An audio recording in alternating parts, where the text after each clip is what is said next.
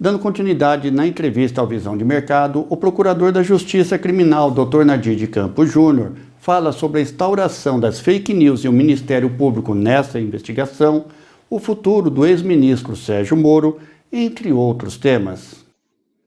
Certo, doutor. Agora vamos falar um pouquinho sobre a situação do governo brasileiro, onde o ministro Toffoli, presidente do Supremo Tribunal Federal, determinou a instauração de ofício de investigação sobre ataque sofrido pela Corte por uma rede de fake news que contraria aí com a participação organizada de uma série de empresários, políticos e ativistas de redes sociais.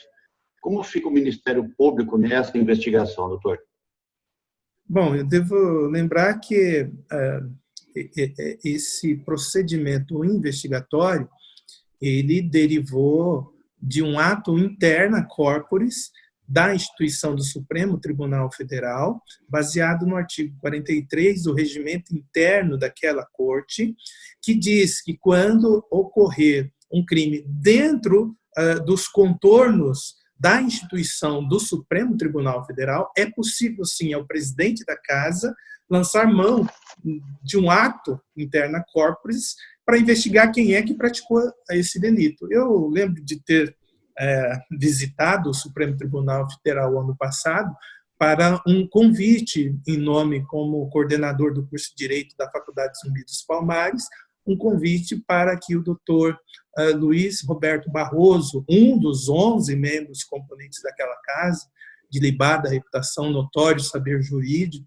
para que o doutor Luiz Roberto Barroso viesse até o estado de São Paulo, na cidade de São Paulo, na Faculdade Zumbi dos Palmares, receber uma condecoração e falar sobre as questões que envolvem a sua atuação a partir da sua posse como ministro-presidente do Tribunal Superior Eleitoral. Ou seja, o doutor Luiz Roberto Barroso não é o presidente do STF, ele é o presidente do TSE, tomou posse essa semana, e ele, então, iria falar a nós, alunos, a nós, os ouvintes, sobre, por exemplo, as perspectivas de um adiamento do processo eleitoral que se avizinha para a primeira semana de outubro, quando, na verdade, em razão da pandemia, nós estaríamos projetando o processo eleitoral para a primeira semana de dezembro, muito provavelmente no dia 6 de dezembro, eleição de vereadores e de chefe dos poderes executivo municipal.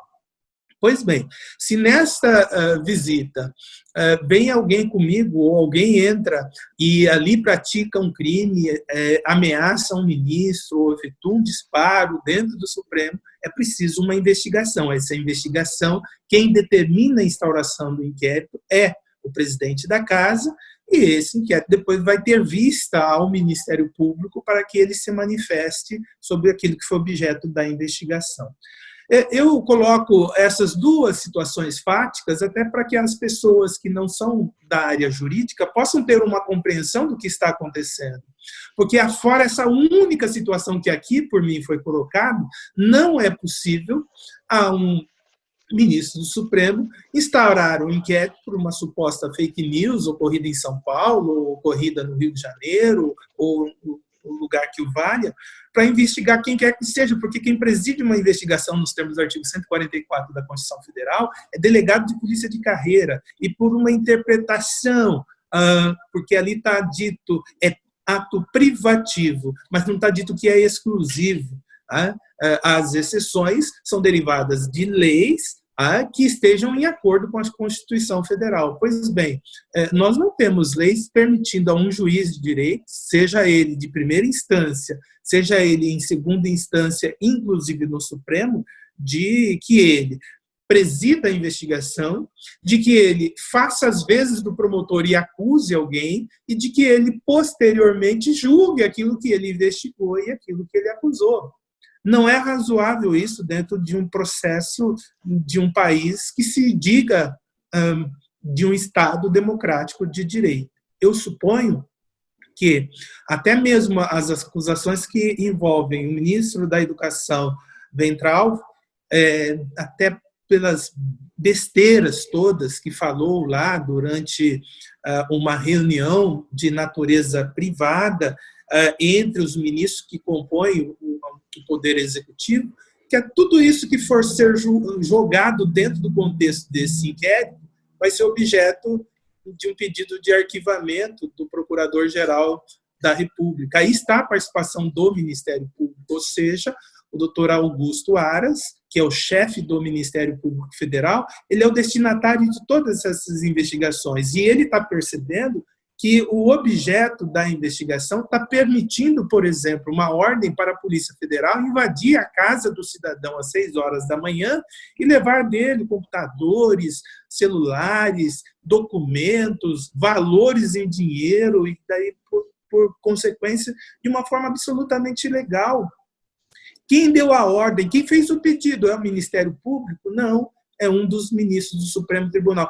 Para investigar aquilo que a pessoa fez dentro da casa dela, sim, talvez ela disparou lá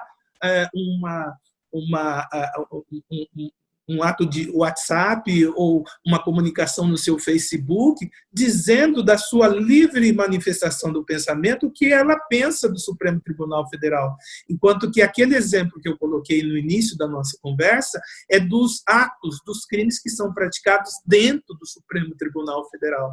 Daí, então, se alguém extrapolou, se alguém praticou calúnia, difamação, injúria contra ministro, então, no local, seja no Rio, seja na cidade de São Paulo, em que essa pessoa praticou o fato, caberia a uma investigação que levaria a pessoa que é vítima a tomar as providências, seja de reparação de danos morais, seja de uma eventual ação penal privada, porque esses são crimes de ação penal privada. É a vítima que tem que procurar o delegado para que o delegado investigue, para que um promotor ofereça uma denúncia, e não ficar tudo isso adstrito, quase que em segredo dos 11 ministros. E eu diria mais, eu tenho um presidente do inquérito, que é o doutor Alexandre de Moraes, que eu respeito. Não vamos ficar aqui falando para quem ele advogou, não é isso que está em debate. O que está em debate é que ele é um ministro do Supremo Tribunal Federal, mas que ele não tem legitimidade dentro dos contornos da lei e da Constituição Federal para dar ordem de prisão, para dar ordem de apreensão, de busca e apreensão e invasão, porque a casa, nos termos do artigo 5º, inciso 10 da Constituição Federal, é o asilo inviolável do cidadão. Nela ninguém pode entrar ou permanecer, salvo hipótese de desastre, salvo hipótese de prisão em flagrante. Então, alguém que está praticando um crime pode eventualmente ser preso dentro da sua própria residência. Mas não esses mandados de busca e apreensão que estão colocando todos nós numa situação de perspectiva de que amanhã ou depois o japonês da federal pode bater na nossa casa, simplesmente porque nós projetamos aquilo que recebemos, talvez achamos engraçado uma música composta de alguém que está fazendo uma avaliação, manifestando a sua liberdade de expressão em relação a um órgão jurisdicional, e quando, na verdade, esse direito de manifestação não pode ser crime e ser, ao mesmo tempo, um direito.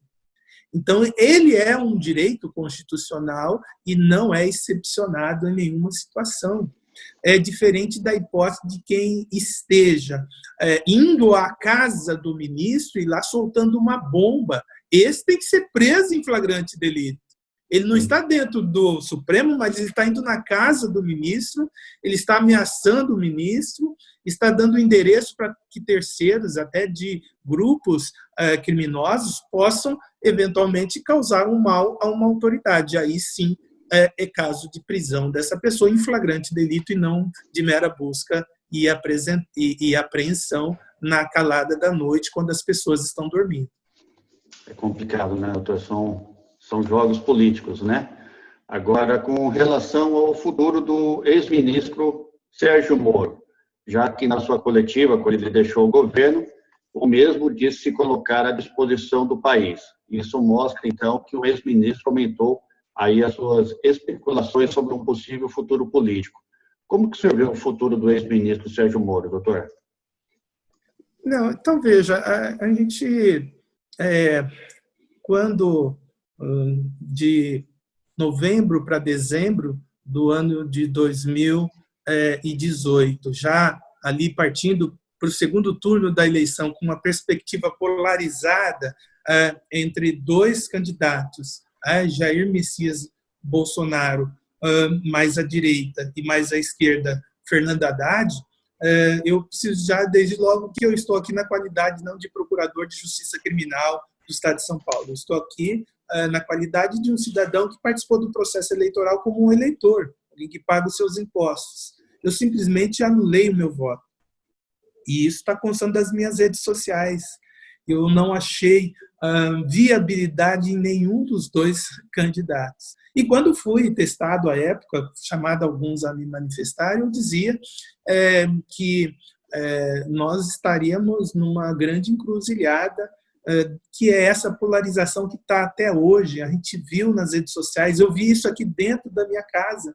Então, quando nós queremos que os nossos filhos tenham boas informações, que eles possam ter elementos até para se aculturar no sentido da sua formação cívica, é preciso dizer que quando se anula o voto, nós não estamos participando de nenhuma confraria ilegal. A anulação de um voto é uma manifestação da expressão. Simplesmente não via naqueles dois candidatos a representatividade que eu precisava, porque conheci Jair Messias Bolsonaro já deputado, e aquelas informações de rachadinha e coisas, essas coisas todas são coisas de mais de 30 anos. E via também em Fernando Haddad alguém que estava ali como um pau de arara seguir as ordens que eram emanadas lá no Departamento de Polícia Federal de Curitiba. Não era alguém que falava por si, era alguém que, ao mesmo tempo que era candidato, era advogado do ex-presidente Lula, condenado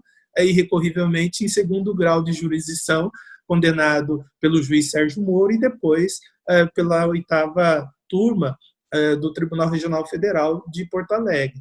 Agora, observe que logo em seguida vejo Sérgio Moro, com 22 anos de carreira, sendo convidado para assumir o ministério com a perspectiva de um dia ser ministro do Supremo Tribunal Federal. Eu estou falando de alguém que presta um concurso de provas e títulos, que paga a contribuição previdenciária por 22 anos, que vai aos Estados Unidos e se cola grau em nível de mestrado e doutorado na Universidade de Harvard, na cidade de Boston, volta para o Brasil e é convidado para ser assessor especial da ministra Rosa Weber dentro do Supremo Tribunal Federal e aprende todo o mecanismo em razão do qual o Poder Judiciário funciona lá na sua instância maior. Então, voltando a Curitiba e assumindo o famoso caso Petrolão, ele ganha notoriedade nacional e internacional pela atuação dele dentro do processo, para que, de uma hora para outra, não, vou largar tudo e eu vou ser ministro. Eu lamento muito que 1 ano, 3 meses e 28 dias após a sua assunção como ministro da Justiça do governo Jair Messias Bolsonaro, Sérgio Moro hoje é um ilustre desempregado e tenta a todo momento desqualificar o governo. Eu estou dizendo, portanto, que não votando em Jair Messias Bolsonaro, eu espero que ele encontre uma solução para essa crise. Nós estamos com uma crise política, nós estamos com uma crise de saúde pública, porque ninguém apresentou até agora, seja daqui do prefeito de Marília, passando pelo governo do Estado e até chegar no presidente da República, ninguém me apresentou uma proposta com começo, meio e fim para essa pandemia. Todos falam que se baseiam na ciência.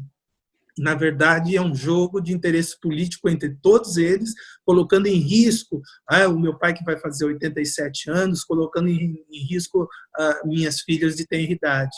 E a gente percebe que, na verdade, o Sérgio Moro se deixou influenciar por essas circunstâncias todas, e quando me pergunto qual o fim dele, eu não sei qual é o fim, mas o começo foi errado à medida em que largou os seus 22 anos de magistratura. Ele poderia ser guindado ao cargo de ministro do Supremo se ele tivesse ficado lá no seu cargo, condenou de uma forma exemplar o ex-presidente Lula, foi visto por parte significativa da população brasileira quase que como um salvador da justiça, da lei e da ordem no Brasil, e hoje é um ilustre desempregado, não pode mais voltar para a magistratura, porque muitos me perguntam, ele não poderia voltar para o cargo dele? Nunca mais ele será juiz na vida dele, né? E, de uma certa maneira, uma perda para o próprio governo Bolsonaro, à medida em que, juntamente com Paulo Guedes, significavam algumas balizas em que a população podia confiar, e basta ver os índices de aprovação do governo a partir do momento em que o ministro sai, perde muito da credibilidade do governo em relação à opinião pública. Bom, doutor, falando em política, o senhor também tocou num assunto de saúde que nós estamos vivendo.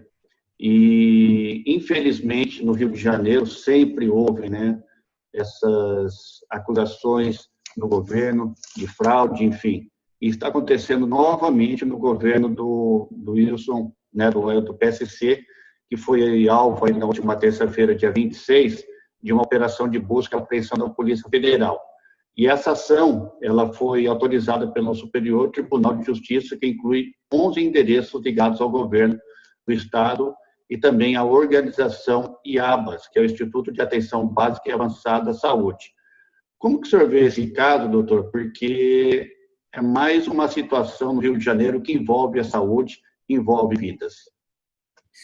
Então, essa questão da pandemia está suscitando na nação brasileira um processo de inflexão e reflexão a respeito da nossa classe política. Não é razoável, não é humanamente possível, nesse momento em que as pessoas dependam para a sua sobrevida ou de uma recuperação de equipamentos de proteção individual, chamados EPIs, não é possível que essas pessoas dependam dos respiradores, não é possível que um governante, que até outro dia, eu devo lembrar, nós estamos falando de um juiz também federal do Rio de Janeiro, ele, juntamente com o Dr. Marcelo Bretas, participaram de partes da Operação Lava Jato. E a população carioca acreditou, então, nesse magistrado que, tendo ingressado, portanto, depois da Constituinte de 1988, se afasta da sua carreira para exercer o cargo de maior mandatário do governo estadual do Rio de Janeiro. Não é possível que as pessoas tão intimamente próximas a ele, como é o caso da doutora Helena, advogada, esposa do governante, tenha relação com empresas, com depósitos astronômicos na conta do consultório jurídico do qual ela faz parte, secretários de saúde que acabam revelando de dentro da prisão que realmente participaram de um esquema criminoso de improbidade administrativa, dos quais se faz um contrato emergencial de 750 milhões de reais sem data para entrega. São Gonçalo, que é uma das comarcas mais atingidas pela epidemia do coronavírus, está com o hospital de campanha já há 15 dias sendo prorrogada a data da inauguração e a população morrendo às portas desse hospital por falta de respiradores. E então nós ficamos quase que extasiados com a ideia de que será eventualmente o 5º governador. Então todo mundo tenta, mas só no Rio nós vamos ter o Penta, o 5º governante preso por ilegalidades envolvendo improbidade administrativa, em vícios e ilegalidades na licitação, na compra de bens públicos. Esse governante, até outro dia, então, era um dos maiores opositores ao Bolsonaro e já pretenso candidato a presidente da República. Pode haver política por trás disso? Pode, mas as acusações são sérias, que demandarão uma intervenção de um órgão do Ministério Público que seja absolutamente independente no trabalho de investigação e fiscalização, porque o grande problema que a pandemia traz é a questão de permitir-se a compra de bens públicos sem o procedimento de licitação, o que dificulta muito o trabalho de investigação. Como é que se vai investigar que aquele preço era o razoável para a época da compra, se eu não tinha competição, a apresentação de outras propostas a serem adjudicadas na formulação de um contrato administrativo?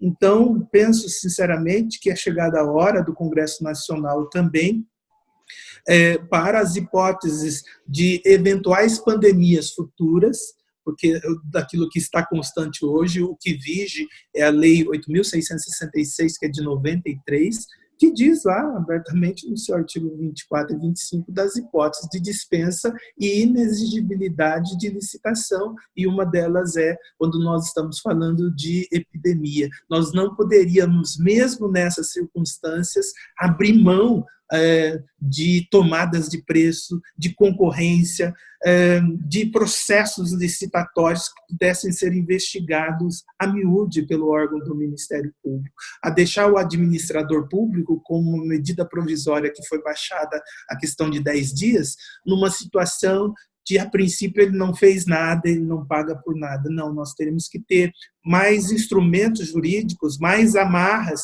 para que a população ficasse mais tranquila em relação àquilo que é res pública. Quando nós admitimos a República em 15 de novembro de 1889 no nosso país, nós saímos de um regime escravocrata de 388 anos, de um sistema feudal, e partimos para um mundo moderno chamado de res pública, ou seja, a coisa é pública, o poder é do povo e em nome do povo é exercido. Não é isso que a gente tem visto. Mesmo naquelas pessoas que aparentemente saindo do poder judiciário como ex-magistrados, hoje acusados de crime grave, como nós estamos vendo. Então, espero que o Dr. Wilson Witzel, lá no Rio de Janeiro, assim como os prefeitos municipais, eu espero sinceramente que aqui em Marília também, aquilo que se investiga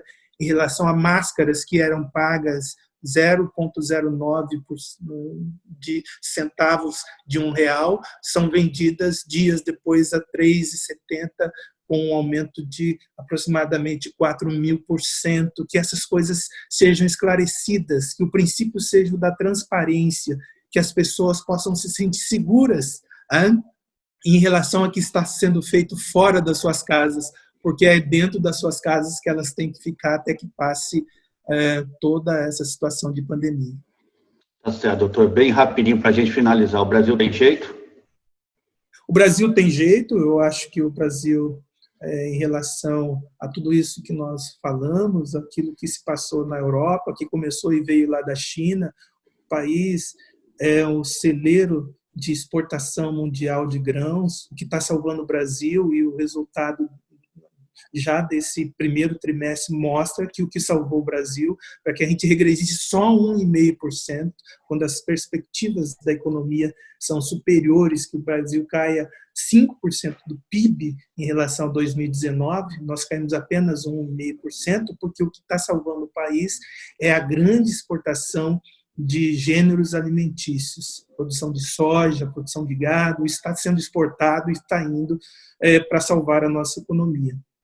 Espero sinceramente que a gente possa ingressar nesse momento e aprender com a própria pandemia, que se nós não temos os respiradores que os chineses fabricam, que os americanos fabricam, nós temos o leite, nós temos a carne, nós temos o pão, e que possa esse sistema de auxílio emergencial, que foi uma boa alternativa do ministro Paulo Guedes, mas que vence esse mês de junho, que será paga a última parcela, que ele possa se prorrogar por mais alguns meses, para que as pessoas que estão hoje desempregadas e ao acalanto, aí aguardando querelas do governo federal, que essas pessoas possam ser abraçadas, que não fique ninguém para trás, que todo cidadão brasileiro possa ter a ideia de que a gente tem uma grande nação, que a gente tem um grande país, com recursos minerais, recursos naturais, que nenhum outro país do mundo tem. o que nós precisamos acabar com essa pandemia política, brigas de vaidade por interesses de natureza eminentemente pessoal e pensar de uma maneira mais coletiva de que o Brasil é de todos e para todos. De mercado com Rogério Cabral. Oferecimento: Univem, Centro Universitário Eurípides de Marília. Cacau Foods, prove e se apaixone. Bredas Sistemas, tecnologia a serviço de sua empresa. Unimed Marília, cuidar de você. Esse é o plano. Colégio Cristo Rei, construindo futuros. CW15 Coworking, o novo endereço da sua empresa está aqui. Amigas do Lar, a mãozinha amiga que você merece. Magnogás, revendedor autorizado com Cigás. Star LED, publicidade em LED. Eficaz Consultoria. E Produtiva. Assim, Associação Comercial e Industrial de Marília. Pierucci Studio, produção de áudio e áudio publicitário. Vidraçaria Amazonas, vidrada em você. LPC Cursos, ajudando você na caminhada cristã. Blank, 17 anos, encantando na web. Binaural, ajudar as pessoas a ouvir é a nossa especialidade.